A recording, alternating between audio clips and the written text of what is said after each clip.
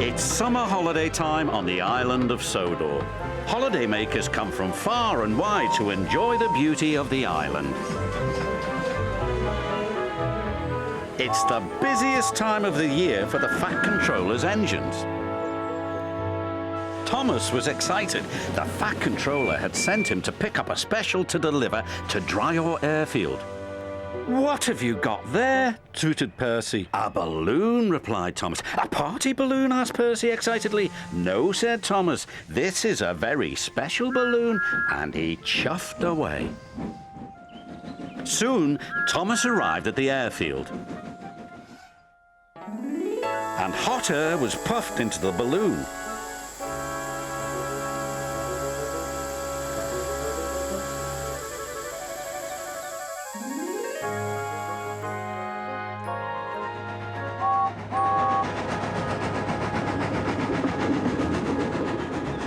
"What is that?" huffed James.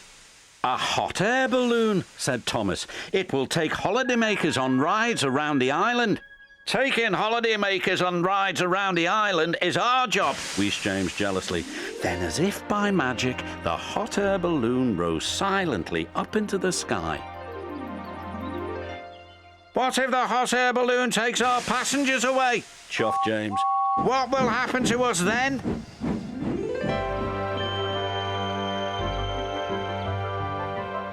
This made Thomas worry. Suddenly, he wasn't so excited about the balloon. The balloon could be seen by everyone on the island of Sodor. Duck gazed at it for so long, he ran into the back of Stepney. "Why, 'tis a floating basket with folk in it," said Donald. "Whatever will they dream up next?" said Douglas. James and Thomas were waiting at the level crossing. They were still worried about the hot air balloon. "If it takes our passengers away," chuffed Thomas, "there'll be no use for us engines." "Passengers should travel on trains," huffed James, "not in silly balloons." Then something big and round and red drifted straight towards them. "We're out of hot air!" shouted a voice. Cried James. "What's happening?" Crash! Bang! Wallop went the balloon and landed right on top of James. He was so scared he let out a huge burst of steam, which blew the balloon up again.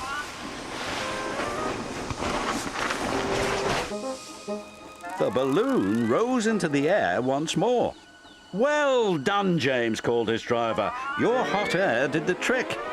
"Oh, no, James," cried Thomas. "You saved the hot air balloon." "I didn't mean to," groaned James. "Now it's sure to take our passengers."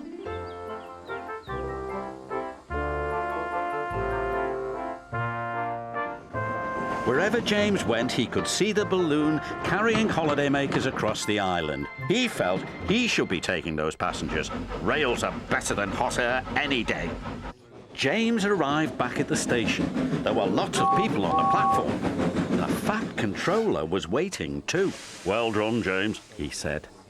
"But now the passengers will ride in the hot air balloon." The Fat Controller laughed. "You're right, James," he said. "But they will need a ride home. In a train."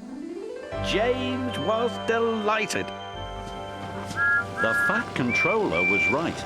The engines were busier than ever, taking holidaymakers to and from the airfield.